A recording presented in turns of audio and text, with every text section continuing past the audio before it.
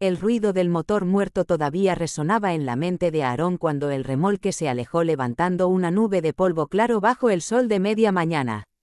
El auto viejo, ese que ya apenas arrancaba y que olía a aceite quemado y a recuerdos, había sido su escudo contra el mundo durante años.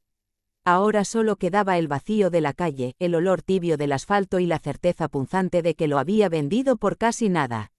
Lo hizo para conseguir 2 boletos de tren baratos, uno para él y otro para su pequeña hija Valeria, porque todo lo que tenían en esa ciudad se estaba desmoronando. Su trabajo de repartidor se había ido, la renta había subido y las cuentas médicas por el asma de la niña lo perseguían como sombras largas al mediodía. De pie, con el recibo arrugado en la mano sudorosa, Aarón sintió que la vida lo estaba empujando hacia un abismo invisible. Tenía el corazón acelerado, la lengua seca, y la sensación de que, si fallaba esta vez, no habría otro intento. Si crees en la bondad y en las segundas oportunidades, dale like, comenta, comparte y suscríbete al canal Kindness MRR. Tu apoyo mantiene vivas estas historias que nos recuerdan que aún existen milagros en el mundo. El plan de Aarón era simple y desesperado. Un tren diurno que los llevaría al otro lado del país, a un pequeño pueblo donde un primo lejano le había prometido un trabajo temporal en la construcción. No había garantías, solo una promesa débil, pero era más de lo que tenía en esa ciudad que cada día parecía más hostil. Caminó con Valeria hasta la estación, cargando una mochila deshilachada, una bolsa de plástico con 2 mudas de ropa y un álbum de fotos doblado por el tiempo. La luz blanca de la tarde envolvía los andenes y las palomas se movían entre los bancos metálicos. Valeria, con sus trenzas apretadas y una sonrisa valiente, preguntó con los ojos cuándo comerían algo mejor que galletas partidas. Aarón la miró y sintió una mezcla de culpa y ternura. Pensó en cómo le prometía un futuro mejor sin saber si podría cumplirlo. Mientras esperaban, Aarón recordó cada sacrificio reciente, las noches sin dormir buscando empleos en su teléfono con la pantalla rota, los trayectos al hospital respirando el polvo de las obras, los días en que vendía un electrodoméstico más para cubrir otra factura. El auto fue lo último que le quedaba. Lo había vendido a un comprador de chatarra que le puso un precio que dolía, pero suficiente para los boletos y tal vez un almuerzo sencillo. Aún así, al entregar las llaves, sintió que entregaba una parte de su dignidad. Era como si el sol brillara demasiado fuerte sobre sus fracasos.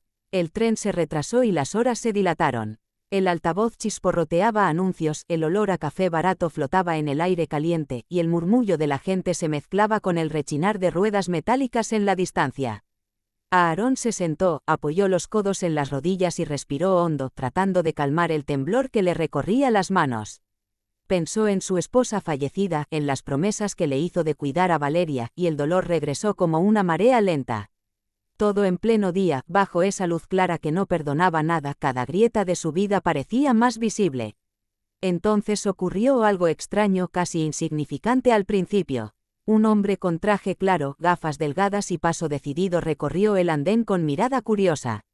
No era ostentoso, pero sus zapatos impecables y el reloj de pulsera hablaban de otro mundo. Se detuvo frente al puesto de boletos, preguntó algo al empleado, luego miró hacia el estacionamiento contiguo donde algunos autos viejos esperaban ser retirados. Parecía buscar algo perdido. Aarón apenas le prestó atención hasta que el hombre se acercó al mismo empleado de chatarra que le había comprado el coche.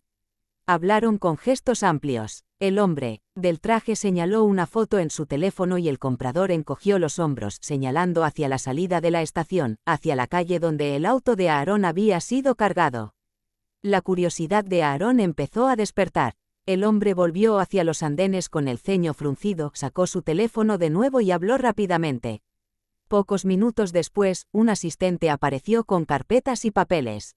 El hombre revisó algo, se dirigió a un guardia y pidió permiso para acceder al registro de vehículos que habían entrado esa mañana. En medio de toda esa actividad, Valeria se quedó dormida sobre la mochila, con el rostro iluminado por la luz blanca del mediodía que se filtraba por el ventanal. Aarón quiso desentenderse, tenía demasiadas preocupaciones propias, pero no pudo evitar escuchar fragmentos sueltos. El hombre buscaba un modelo antiguo con un número de serie específico, un auto aparentemente sin valor más allá de la chatarra. El auto coincidía, y Aarón sintió un nudo en el estómago. Se acercó con timidez y preguntó si era el mismo. El asistente lo miró con sorpresa, anotó su nombre y le pidió que esperara. Todo ocurrió sin diálogo directo en voz alta para nosotros, solo con señales, rostros que cambiaban y papeles que pasaban de mano en mano.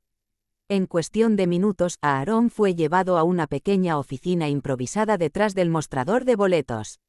El hombre se presentó como Octavio Serrano, empresario que evitaba el ruido mediático, dueño de varias compañías de logística y tecnología.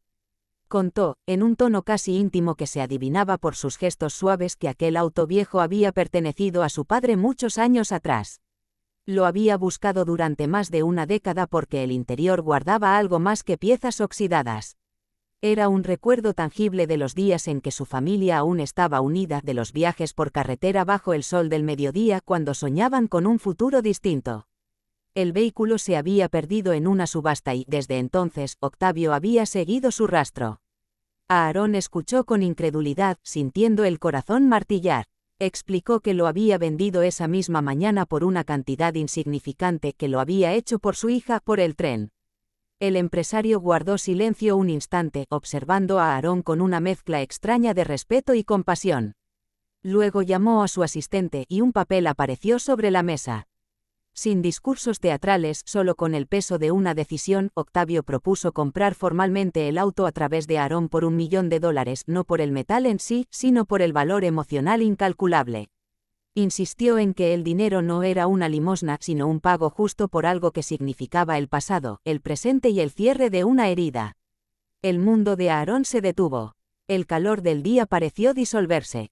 Imaginó el tratamiento adecuado para el asma de Valeria, una casa digna con ventanas abiertas, comida caliente, y la posibilidad de estudiar sin miedo. Pensó en deudas saldadas, en dignidad recuperada, en no volver a elegir entre gasolina y leche. Firmó los documentos con manos temblorosas. El contrato incluía que parte del dinero se depositaría de inmediato y otra parte serviría para cubrir impuestos y trámites. Todo transparente, todo legal. Cuando el celular vibró confirmando la transferencia inicial, Aaron se recargó contra la silla, intentando contener las lágrimas en plena luz del día, delante de desconocidos que ahora sabían que su vida acababa de cambiar. La noticia se extendió discretamente en la estación, pero sin escándalos.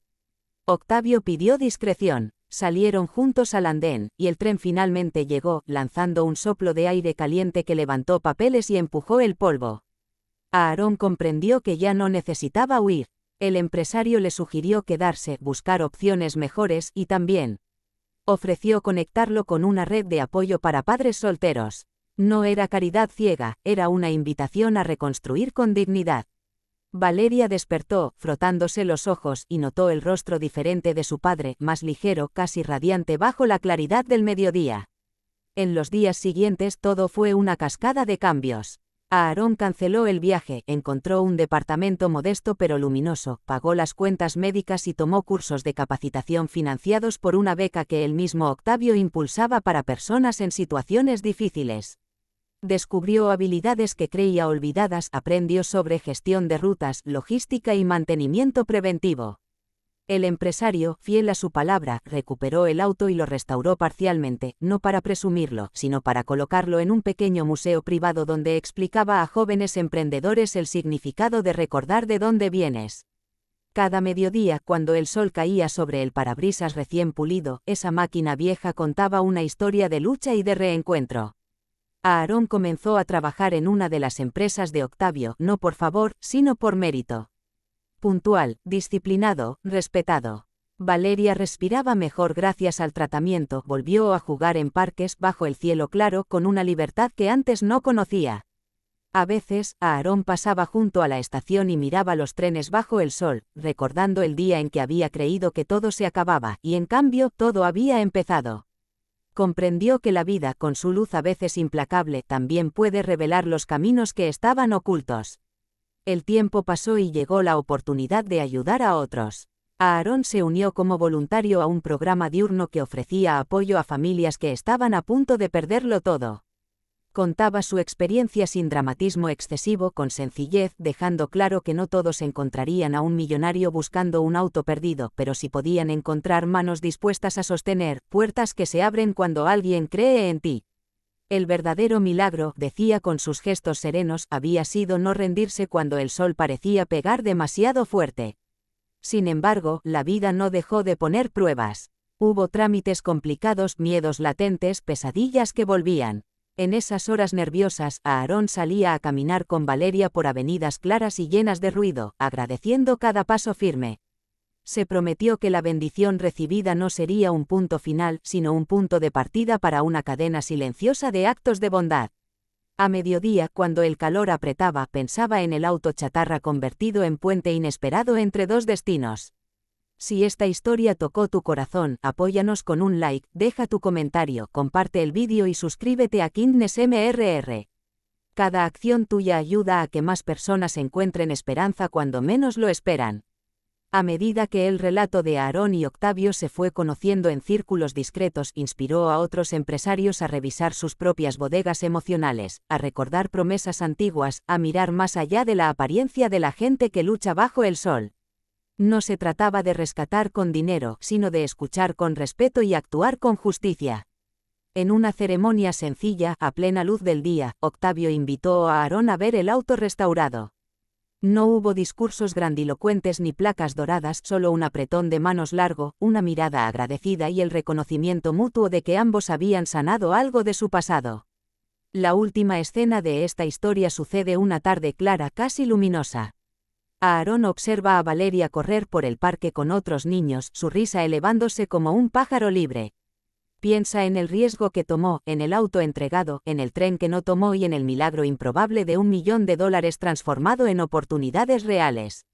Piensa en todas las veces que la desesperación estuvo a punto de ganarle y en cómo la bondad puede aparecer en formas inesperadas como un rayo de sol atravesando una ventana sucia. Cierra los ojos un instante, respira y promete seguir adelante, ayudando a otros, manteniendo viva la memoria de ese día que cambió todo.